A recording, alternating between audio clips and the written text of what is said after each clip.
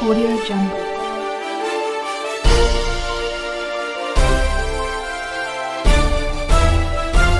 Audio Jungle. अस्सलाम वालेकुम जी नाज़रीन, आप देख रहे हैं गरीब की आवाज़ और आपको लिए चलते हैं आज की ताज़ा तरीन अपडेट की जानिब। लाहौर नौजवानों में खेलों के फ़रोग़ के लिए क्रिकेट टीम की किट तकसीम।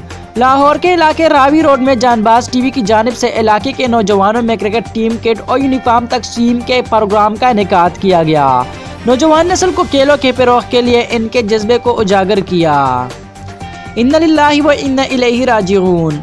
डिप्टी कमिश्नर मीरपुर खास जाहिद हुसैन मेमन का रज़ा इलाही से कराची के आगा खान अस्पताल में इंतकाल हो गया। अल्लाह पाक में रहम के बेहिसाब माफ़िरत फरमाए और लवाहिकीन को सब्र जमील अता फरमाए। मरहूम का जस्ते खाकी बड़े भाई मुमताज़ मेमन और अजहर मेमन मीरपुर खास लेकर आ रहे हैं। चेयरमैन पाकिस्तान अवामी राज पार्टी जमशेद अहमद दस्ती का हल्का NA 184 में मसरूफ़ तरीन दिन। मुख्तलिफ कुलख्वानी फातिहा ख्वानी और तकारीब में शिरकत। तौंसा शरीफ तस्वीर में बाबा अल्लाह पाक को प्यारा हो गए।